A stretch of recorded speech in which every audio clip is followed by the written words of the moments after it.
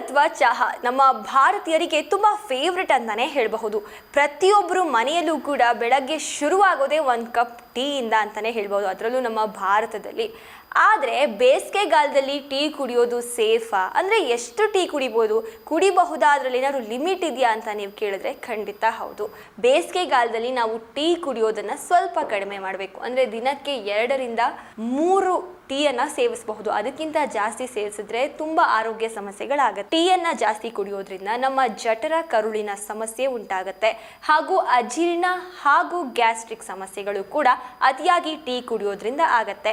ಅಂದರೆ ನೀವು ಬೆಳಗ್ಗೆ ಹೊತ್ತು ಖಾಲಿ ಹೊಟ್ಟೆಯಲ್ಲಿ ಟೀಯನ್ನು ಸೇವಿಸಿದ್ರೆ ನಿಮಗೆ ಅಸಿಡಿಟಿ ಕೂಡ ಉಂಟಾಗಬಹುದು. ಹೀಗಾಗಿ ಖಾಲಿ ಹೊಟ್ಟೆಯಲ್ಲಿ ಟೀಯನ್ನು ಸೇವಿಸಬಾರ್ದು. ಅದಕ್ಕೂ ಮೀರಿ ಸೇವಿಸಲೇಬೇಕು ಅಂತ ಹೇಳಿದ್ರೆ ಉಪಹಾರದ ನಂತರದಲ್ಲಿ ಸೇವಿಸಬಹುದು. ದಿನಕ್ಕೆ 2 ರಿಂದ 3 ಕಪ್ಪನ್ನು ಮಾತ್ರ ಸೀಮಿತವಾಗಿಡಬೇಕು, ಇಲ್ಲ ಅಂದರೆ ಗಂಭೀರ ಆರೋಗ್ಯ ಸಮಸ್ಯೆಗಳು ಎದುರಾಗತ್ತೆ.